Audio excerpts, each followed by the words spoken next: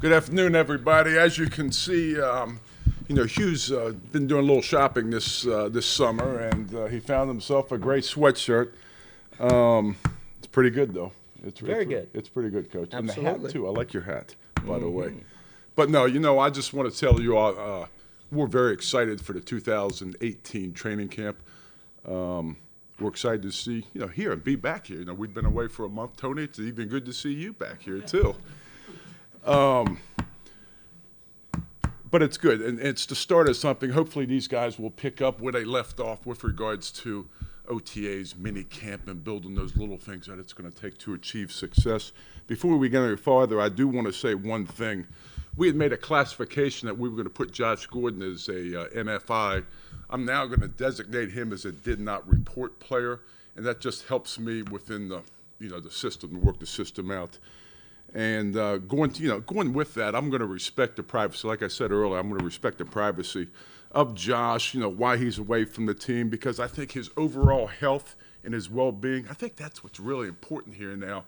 And right now, football's secondary, and our focus should be on the entire football team, 2018 season. Also, I want to let you all know that the 2018 draft class is now officially done.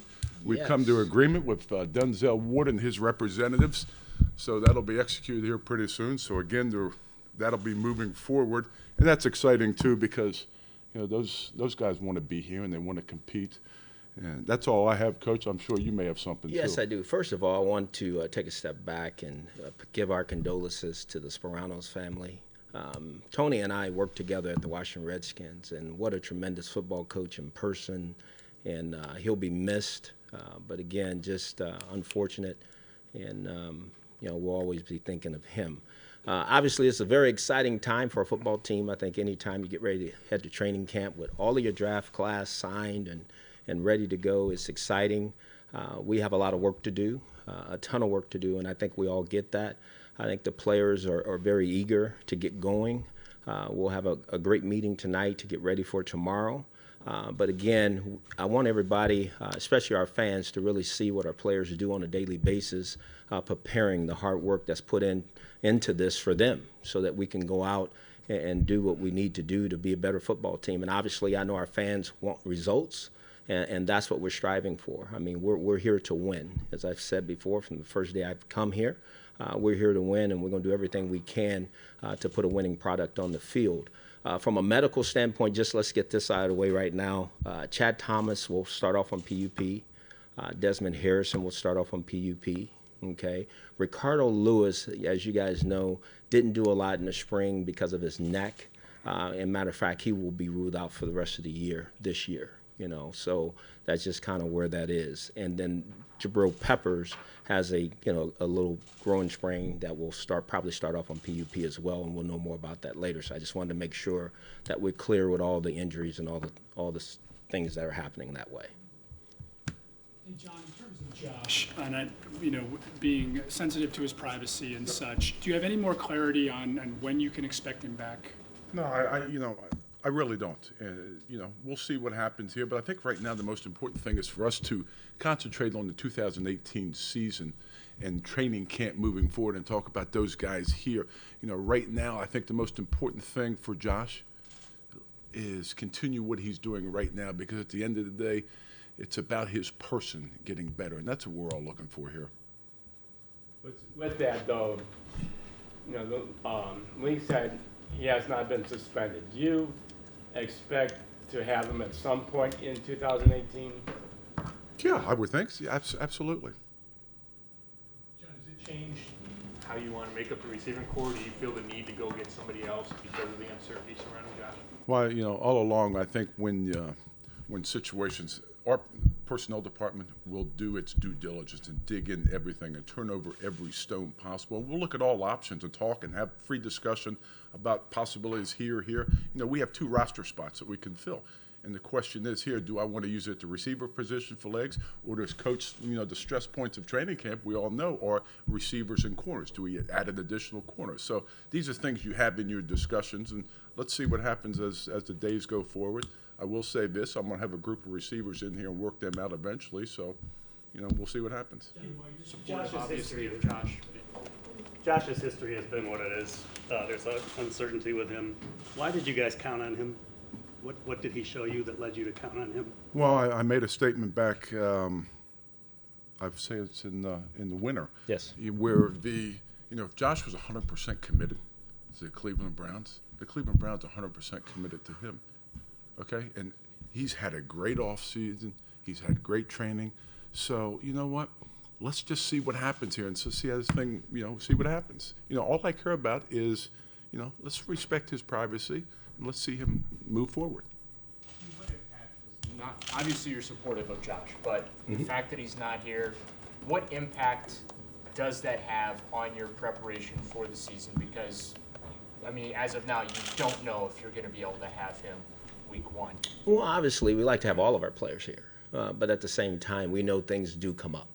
And I think as a staff, we prepared for any and everything. I think in my going on 3 years here, I've seen it all. So I'm not surprised by anything that can happen. I think if we make it more than what it is, I mean, again, you're talking about a young man that's doing everything he can to put himself in the best position to be better in his life. And I think that's great for Josh. At the same time, we have a football team to get ready, and that's what we're going to do. And all we can really worry about is the guys that are here and coach the guys that are here and get them better. And when Josh is ready to return, he'll return. For both of you guys, Joe Flacco started right away as a rookie, and both you guys know that Carson Wentz started right away as a rookie, and that worked out pretty well over 2 years in Philly.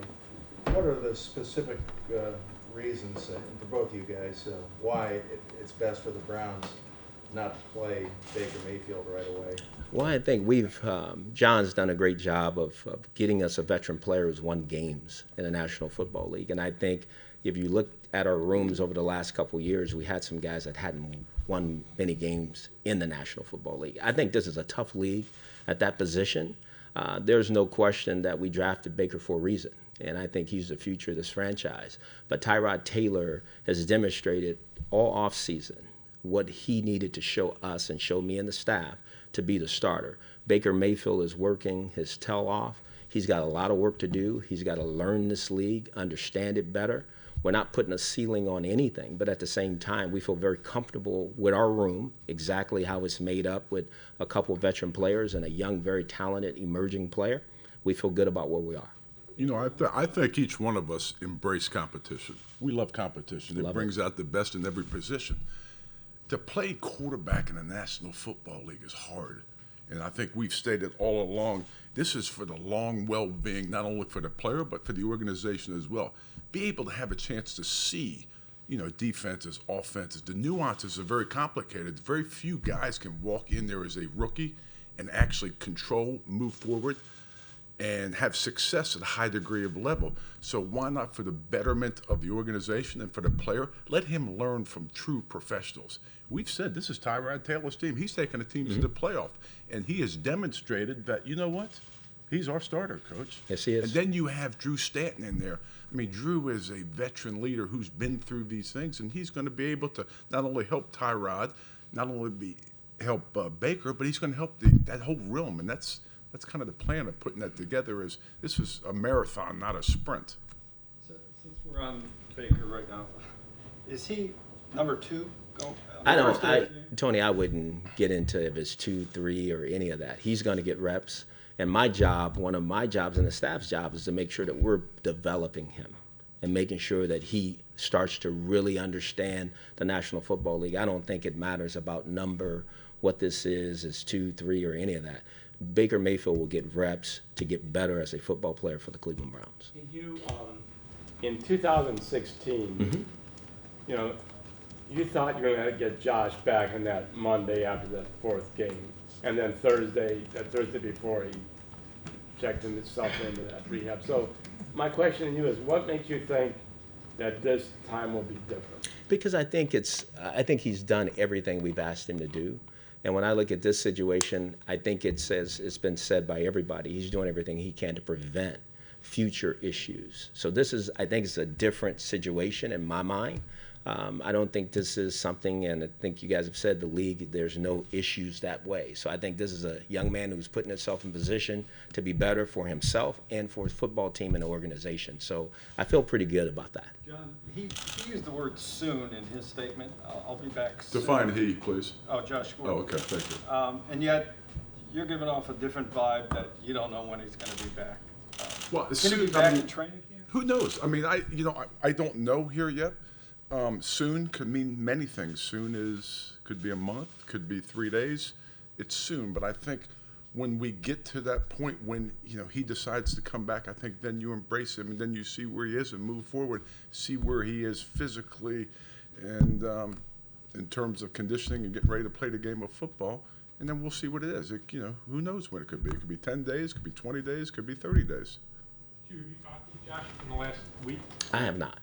No, I've done everything I can to support him from afar and let him do what he needs to do. I think that's what's important. But he knows that our lines are open for communication at any time. Who's the starting receiver opposite Landry if Gordon can't go? Well, obviously Corey Coleman. We have a guy who's here that's heading into year 3 that needs to go out and play well. And so we'll stick Corey over there and we'll keep going. Now, would you be willing to take a sort of another gamble on a Des Bryant, somebody that also has some off-the-field baggage? Would you be interested in him? Well, I've had a chance to be around Des. I've known Des. I got a chance when he was down there in Lufkin, Texas. I actually went to his workout and got a chance to meet him down there. I know what kind of person he is and what makes him. He's a very talented player. Have we had discussions about a Des Bryant? Yeah, that's natural. You're going to have discussions like that. Now, we'll see what comes to fruition here in the next couple of days, but we've talked about it. I mean, you have to talk about these things. Given that you have been, I've talked about a lot of players. I mean, there's a whole list of players we've been talking about as a staff.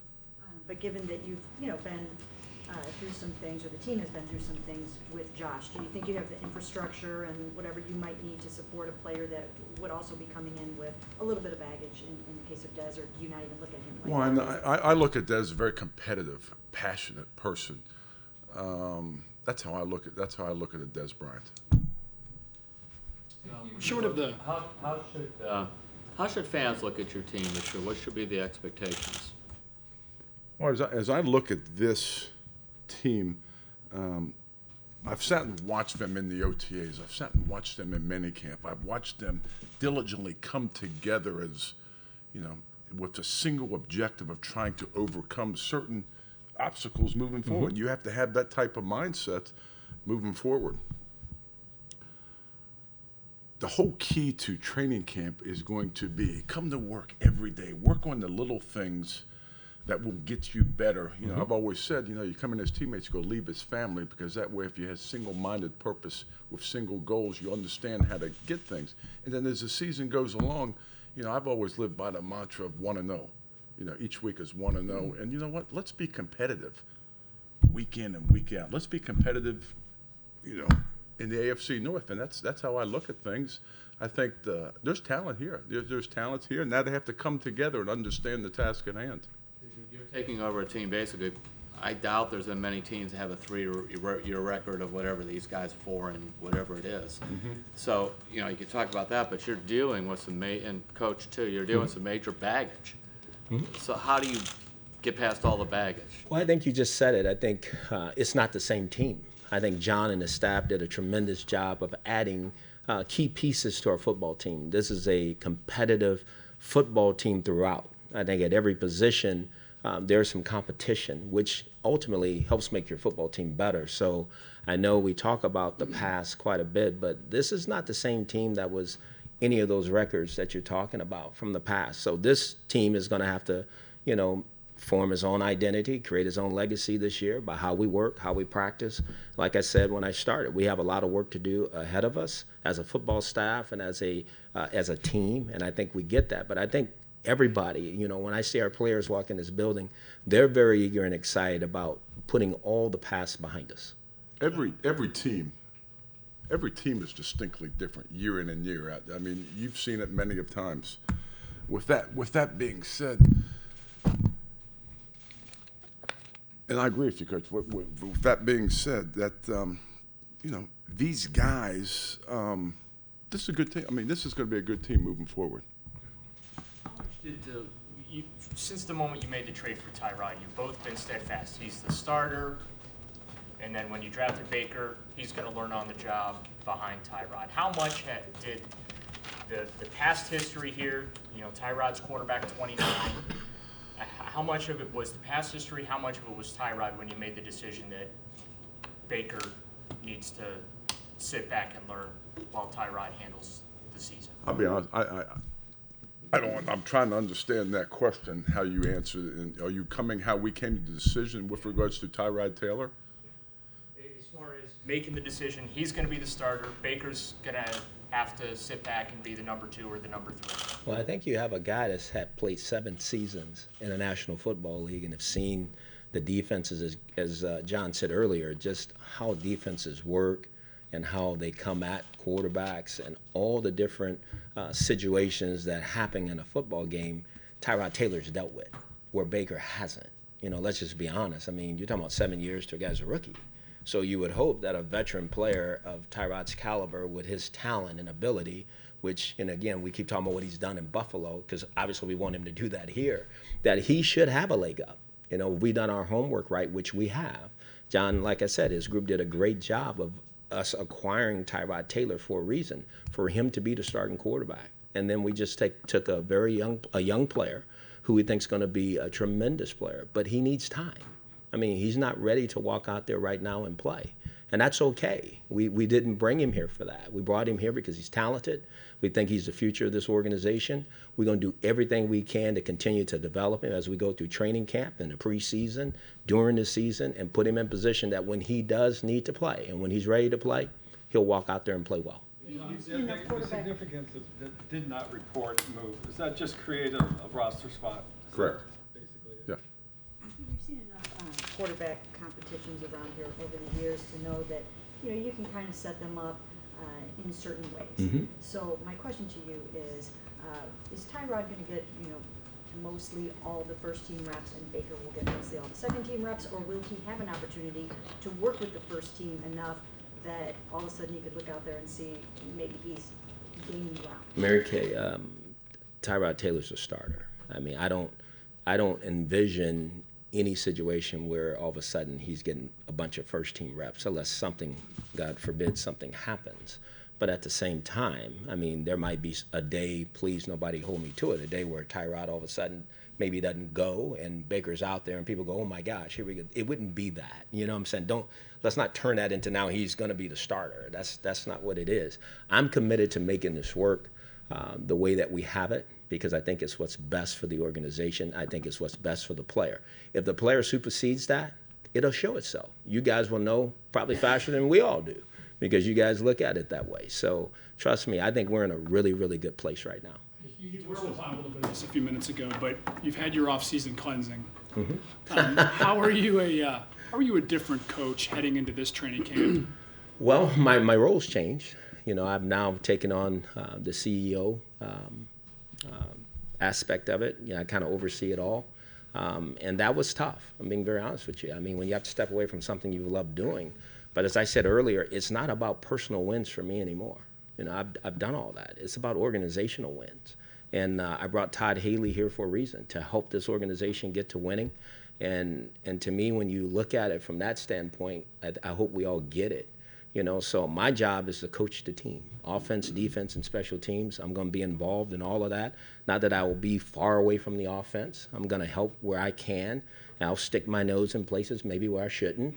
But that's just part of it, you know. But I feel good about what I was able to do in the spring and the help that I could give, whether it's defense or offense or special teams. And I feel like I'm going to really, you know, be even better when we head into training camp that way. John, do you appreciate how much you had on his plate the last 2 years, and do you see how he's freed up now, maybe a little more? I do. I have seen that. And, you know, it's an exercise in head coach. And what does head coach do? He's going to lead men. He's going to lead the organization in this thing. You know, he's going to create that daily message day in and day out.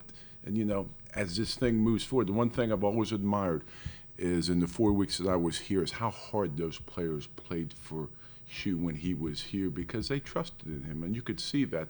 And to me, that's the overarching thing: is as long as the goals are there, and the players understand, what the expectations are from the head coach. That gives him a lot of opportunity now to go do different angles and motivate guys, and that's it. You alluded, talking about Gordon, about the league's stance on it. Have you guys been assured that that he's not in jeopardy of being suspended down the line here? As this situation unfolds, I mean, have you been assured there's not a suspension looming?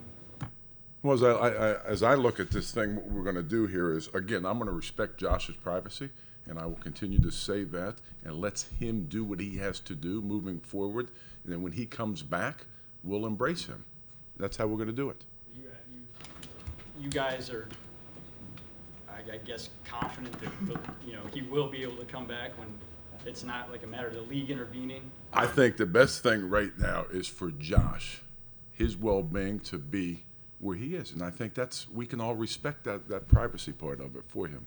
John, to go back to the last couple of years and get change in the culture or feeling, whatever, what was in your mind in the off-season that needed to be done to help affect that change?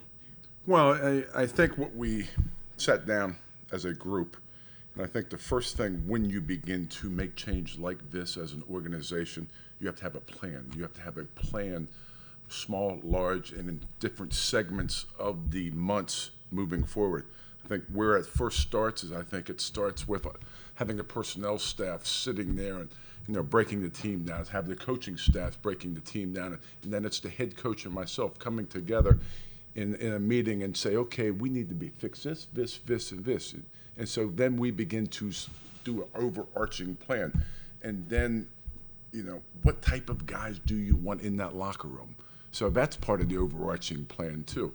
So then you move forward, and you're lucky enough you can pull some trades off with some guys, and you have to identify what positions need to fix, how you go about acquiring them, and once you've traded some players, you've addressed unrestricted free agency, then you have to go back, recalibrate from a overall team building standpoint, and then you have to see how you attack it in the draft.